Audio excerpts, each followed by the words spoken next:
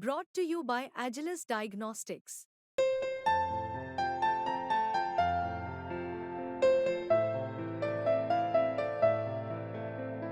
Agilus Diagnostics.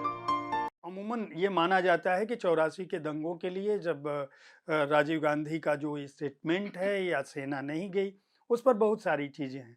लेकिन जब इस किताब को हम पढ़ते हैं तो ये चीज़ें बहुत स्पष्ट हो जाती है कि सीधे-सीधे शायद राजीव ज़िम्मेदार नहीं थे।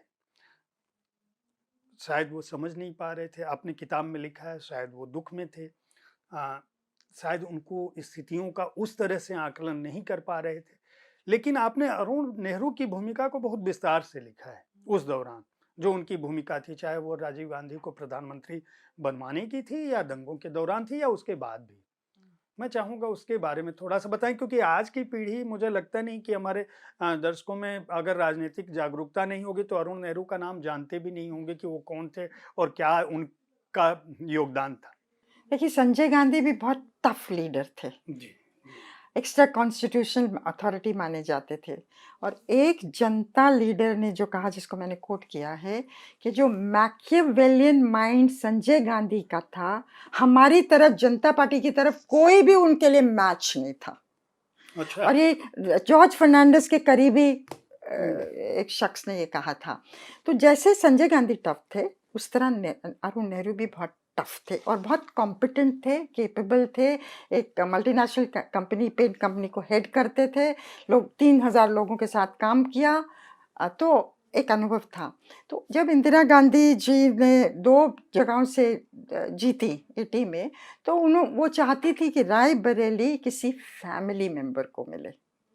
तो फिर ये आया कि अरुण नेहरू को दिया जाए। तो अरुण नेहरू को बुलाया कलकत्ता से और संजय वहाँ बैठे हुए थे और कहा, जो कहा जाता है, मोटू तू चुनाव लड़ेगा क्या? इस तरह से बात हुई थी। खैर, वो लड़े, बहुत शानदार तरीके से जीते और इंदिरा गांधी के काफ़ी कॉन्फिडेंस के माना जाते थे और जो पार्टी के लोग थे वो उनको पावरफुल मानते थे। हालांकि इंदिरा गांधी उनको फुल्ली ट्रस्ट नहीं करती थी, पर चाहती थी कि राजीव, जो उनके सक्सेसर के रूप में वो देखती थी, उसके उनके साथ एक सपोर्ट सिस्टम होगा अरुण नेहरू द्वारा। तो जिस दिन इंदिरा गांधी की हत्या हुई, सुबह राजीव गांधी वेस्ट बंगाल में थे, कैंपेन कर रहे थे। प्रणब मुखर्जी थे उनके साथ, गनी खान चौधरी थे और लोग भी थे। तो मीटिंग जब एड्रेस कर रहे थे तो प्रणब मुखर्जी ने चिट भेजी थी उनको कि मीटिंग को, स्पीच को छोटा करिए। तो राजीव ने तुरंत एंड किया। फिर प्रणब मुखर्जी ने उनको बताया कि ऐसे ऐसे खबर आई है, तो तुरंत ये लोग वापस गए। तो प्लेन खड़ा हुआ था और फिर उसमें उमा शंकर दीक्षित और लोग भी थे जिन्होंने सुना था इंदिरा जी के बारे में। जब ये लोग प्लेन में आए तो राजीव तो बार बार कॉकपिट में जा रहे थे लेटेस्ट न्यूज़ के लिए, और बहुत जल्द ही वो कॉकपिट से निकले और कहा, she is no more, she is dead.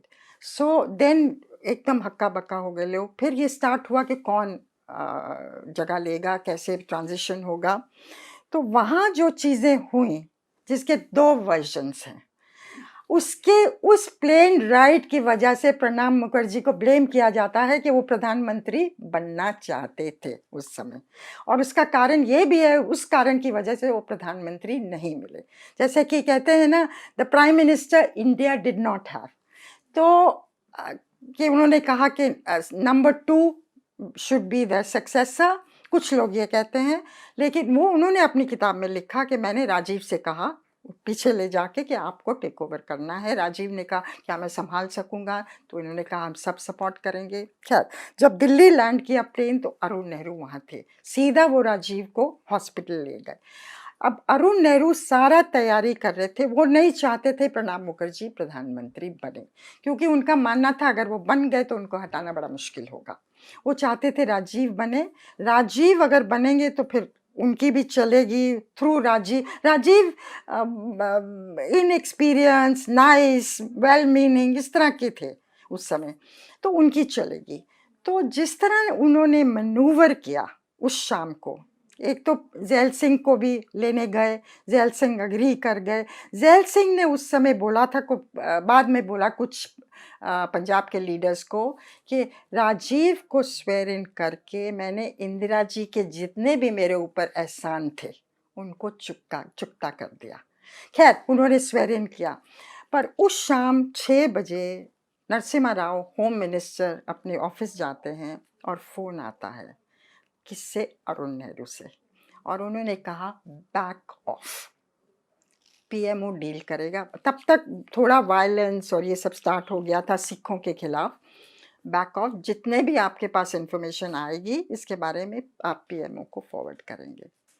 तो अब क्या, नरसिम्हा राव उस शाम जो हुआ 6 और 7 के बीच में, 7 बजे स्वेरिंग इन हुई राजीव गांधी की।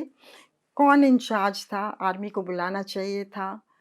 ये माना जाता उन 3 दिनों में जो गदर हुआ, जो वायलेंस हुई, जो सिखों को मारा गया दिल्ली में और जगह,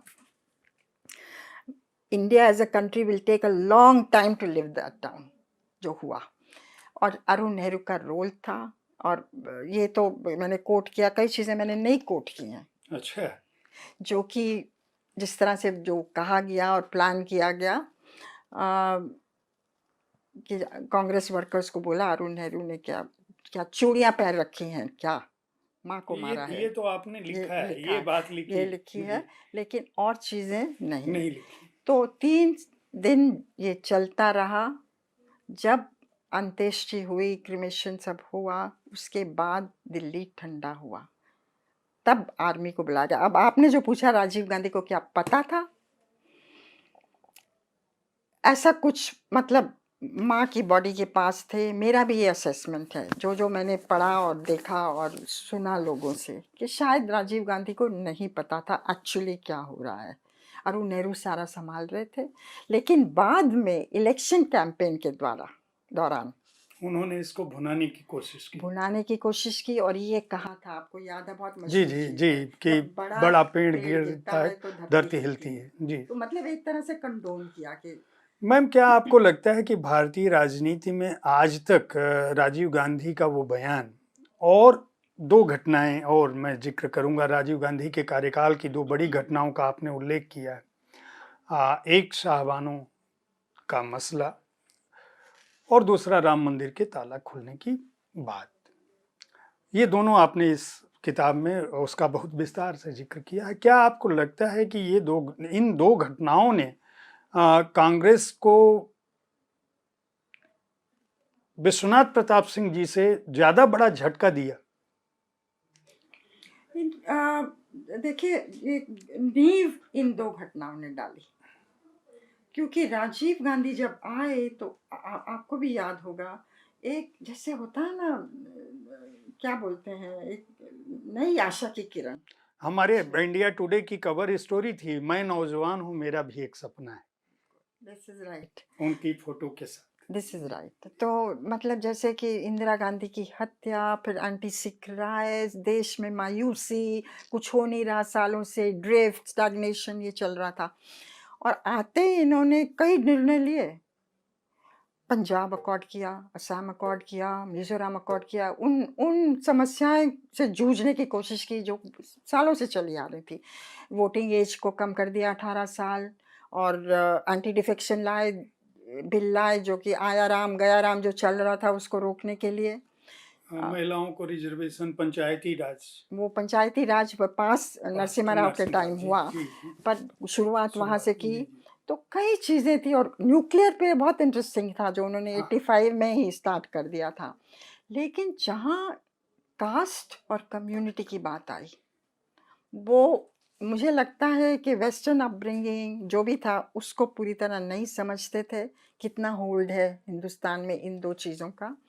और दूसरा, पॉलिटिकली नाइव, इनएक्सपीरियंस थे, एक्सीडेंटल, असली में accidental prime minister Rajiv Gandhi. सुबह आप सपने भी नहीं सोच सकते थे, और आज शाम को 7 बजे तक आप हिंदुस्तान के प्रधानमंत्री थे। तो खैर, जो आप कह रहे हैं, उन्होंने कोशिश की, मुस्लिम वुमेन बिल, एक ये शाहबानो जजमेंट था, एक डाइवोर्स्ड ओल्ड वुमन, मुस्लिम वुमन को मेंटेनेंस देने का। मुसलमान कम्युनिटी भड़क गई कि हमारे पर्सनल लॉ में इंटरफेरेंस है, उसको निगेट करने के लिए मुस्लिम वुमेन बिल लाए, क्योंकि फिर हिंदू नाराज़ हुआ, उनको खुश करने के लिए ताला जो था डाला गया था बाबरी मस्जिद राम जन्मभूमि के डिस्प्यूटेड स्ट्रक्चर पे, उसको खुलवा दिया ताकि वर्शिप कर सके। रामलला की मूर्ति थी वहाँ, 1949 में रखी गई थी। तो दोनों को खुश करने की कोशिश की और खुश किसी को नहीं कर पाए। और 414 सीट्स, अनप्रेसिडेंटेड से 197 पे आ गए 1989 में। फिर बॉफर्स की कहानी होती है, विश्वनाथ प्रताप सिंह उभरते हैं और 89 में विश्वनाथ प्रताप सिंह प्रधानमंत्री बन गए।